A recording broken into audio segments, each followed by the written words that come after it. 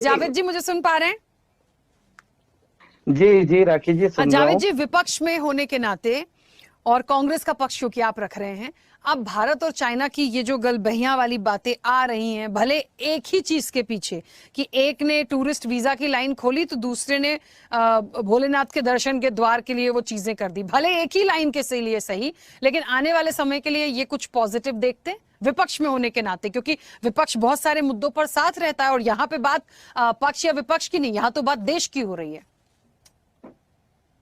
नमस्कार राखी जी, आपको, आपके सभी दर्शकों को, साथ ही मीडिया पैनलिस्ट को भी मेरा नमस्कार। देखिए, मैं अभी भारतीय जनता पार्टी के प्रवक्ता को सुन रहा था, घूम फिर करके वो विपक्ष पे आए और बोले कि उनके पास कोई काम धंधा बचा नहीं है, बेरोजगार हो गए हैं, तो बीच बीच में कुछ सिगोफा छोड़ते रहते हैं अपने आप को जीवित रखने के लिए। अरे भाई, आज की जो वर्तमान की सरकार है, इसकी सारी दुश्मनी सिर्फ और सिर्फ विपक्ष के साथ तो है। बाकी जितने देश हैं जो युद्ध के दौरान, 4 दिन के युद्ध के दौरान अप्रत्यक्ष रूप से ही सही पाकिस्तान के साथ खड़े नजर आए, उनके साथ इनका याराना होता है। जब 2020 में गलवान घाटी मामला होता है तो ये टिकटॉक बैन करते हैं और बोलते हैं हमने बहुत बड़ा तीर लगा दिया, बहुत बड़ा तीर मार लिया। और वही जब विपक्ष इनसे सवाल पूछता है तो विपक्ष का स्पीकर बंद करने का काम करते हैं और संसद से प्रधानमंत्री मोदी जी फरार हो जाते हैं। तो आज इनका प्रमुख दुश्मन जो है लोकतंत्र में, विपक्ष जो एक लोकतंत्र की आत्मा है, वो आत्मा नहीं रही, वो इनके लिए सबसे बड़े दुश्मन हो गए। दूसरी सबसे महत्वपूर्ण चीज, आपने कहा पाकिस्तान के, चीन के साथ रिश्ते की बात, तो भाई पड़ोसी मुल्क है, रिश्ते बेहतर होने चाहिए। कौन नहीं चाहता रिश्ते बेहतर होने चाहिए, लेकिन एक सवाल का जवाब इन्हें देना चाहिए जो राहुल गांधी जी ने भी 2 जुलाई को पूछा था। आज मोदी जी, भले ही देश जो हमारा है, भारत देश है, कृषि प्रधान देश है, यहां पर 80% से ज्यादा कृषि प्रधान लोग रहते, कृषक लोग रहते हैं। मोदी जी खाद में अपनी फोटो तो जरूर लगाते हैं, लेकिन जो खाद आता है वो मेड इन चाइना आता है।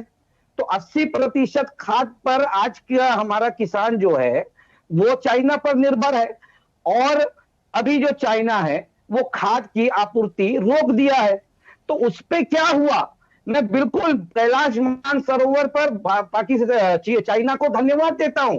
भारत की आस्था जुड़ी है उससे, और अगर कैलाश मानसरोवर का रास्ता वो खोल रहे हैं तो इसके लिए मैं बहुत बहुत धन्यवाद देता हूं। लेकिन भारत को जीवित रखने के लिए जरूरी है एक किसान, क्योंकि हमारा देश कृषि प्रधान देश है। और उस किसान को यही चाइना, जो आज किसान इनके खाद पर निर्भर हो गया है, उसे रोक करके बैठा है। क्या कोई ऑफिशियल स्टेटमेंट आया क्या भारत सरकार का कि वो जो रोक थी वो हट गई है? उस पर चर्चा होगी कि नहीं होगी? दूसरी बात, 1962 में युद्ध हुआ था, उस दौरान खुली चर्चा हुई थी संसद में। हम तो लगातार इनसे कह रहे हैं गलवान के मामले में और जितने भी सीमा विवाद है उसको लेकर के संसद पे चर्चा तो करो। प्रधानमंत्री चर्चा को तैयार नहीं है। आज संसद का इतना बड़ा सत्र चल रहा है, संसद के सत्र को छोड़ करके देश के प्रधानमंत्री विदेश दौरे पर चले गए। क्यों? क्योंकि देश का विपक्ष इनका सबसे बड़ा दुश्मन है। बस उसी से नजर नहीं मिला सकते, बाकी सबसे नजर मिला सकते हैं। और रही बात डोनाल्ड ट्रंप की, 25 बार उसने कह दिया कि भारत और पाकिस्तान के बीच जो युद्ध हुआ उस पर मध्यस्थता मैंने करवाई, और उसका वजह उन्होंने बनाया व्यापार। तो आपने देश को व्यापार के लिए बेच दिया। आप आज तक नहीं कह पा रहे हैं स्पष्ट रूप से कि हमने पाकिस्तान के गिड़गिड़ाने पर, जो हमारा ऑपरेशन सिंदूर था, उसके शौर्य से घबरा करके पाकिस्तान ने घुटने टेक दिए, जिसके चलते हमने ये युद्ध विराम किया। लेकिन ऐसा हो नहीं रहा है। तीसरी सबसे महत्वपूर्ण चीज आपने देखा, सुन लीजिए नवीन जी, मैंने बड़े धैर्य से सुना है आपको और पूरे पैनल ने भी सुना है। आपकी गरीब, आप बहुत महान लोग हैं। सुनिए, देखिए राखी जी, आप किससे चर्चा करने जा रहे हैं, आप किससे दोस्ती करने जा रहे हैं, जो अभी 3 महीने भी नहीं बीते अप्रत्यक्ष रूप से पाकिस्तान के साथ किस तरह से वो सपोर्ट कर रहा है, किस तरह से वो मदद कर रहा है, सबने देखा। 2020 से लेकर 2024 के बीच में 81% हथियार चाइना ने पाकिस्तान को दिए हैं।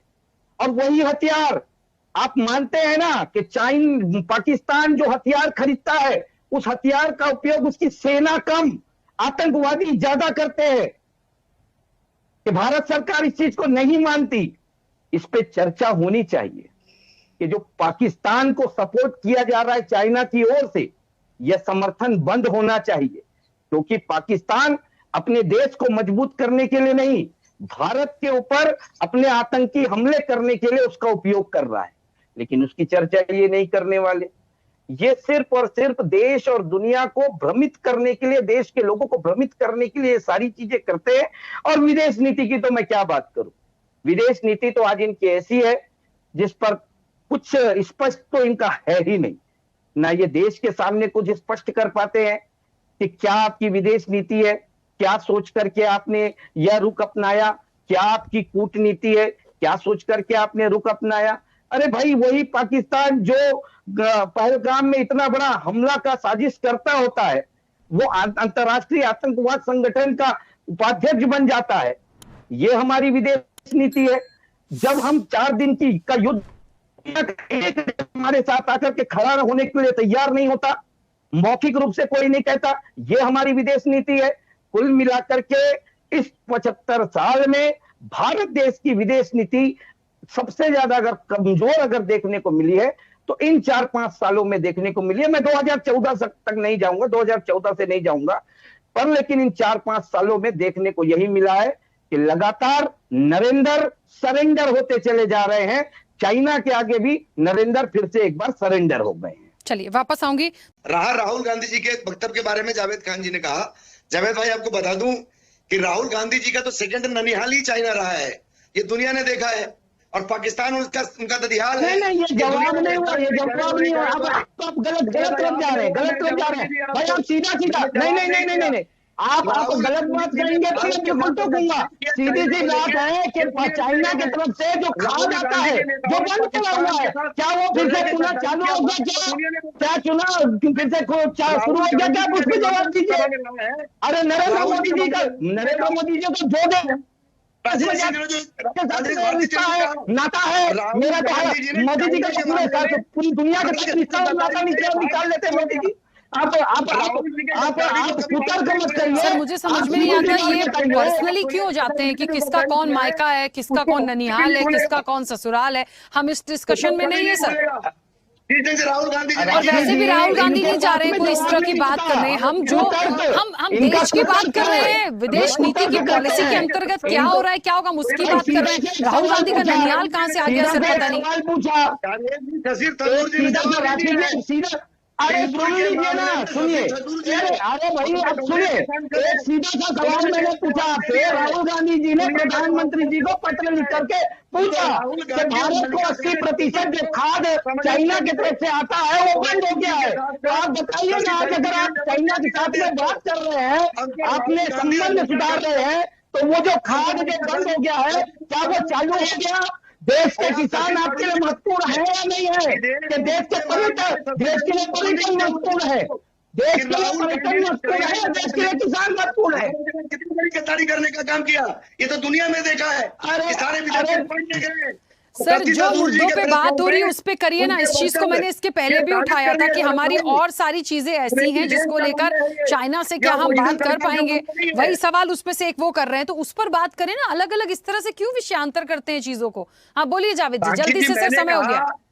नहीं राखी जी, देखिए इनको शांत करवाइए, पहले आप इनको शांत कराइए, इनको शांत करवाइए राखी जी। एक मिनट, नवीन जी 1 सेकंड उनकी बात हो जाने दीजिए प्लीज, जल्दी से, वैसे ही समय हो गया है। इनको शांत करवाइए भाई। जैसे देश के लिए पर्यटन महत्वपूर्ण है, उससे लाख गुना महत्वपूर्ण देश के लिए किसान है।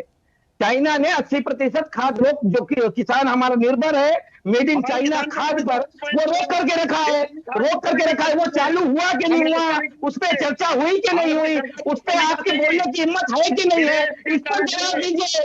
अरे राहुल गांधी किसका ठीक है जावेद जी, तो वो इस बात को रख सकते हैं। वो कैसे अभी उसमें हाँ में हाँ मिलाएंगे, वो उस बात को रख सकते हैं।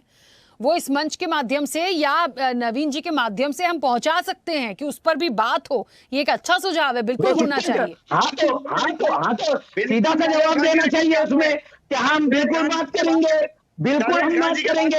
हम मेड इन इंडिया का नारा लेकर के चले थे, लेकिन मेड इन इंडिया हम बना नहीं पाए, मेक इन इंडिया हम बना नहीं पाए। हम आज भी चाइना के ऊपर निर्भर है, तो हम वो महत्वपूर्ण विषय है, हम उस पर बात करेंगे। इनको कहना चाहिए, इनको स्वीकार करना चाहिए राखी जी, और कहना चाहिए कि हम इस विषय पर बात चलिए करेंगे। चलिए, ठीक है, हम समय की सीमा। नवीन जी, जावेद जी, प्लीज, समय बहुत हो गया, प्लीज, ठीक है। आप सभी मेहमानों का बहुत शुक्रिया।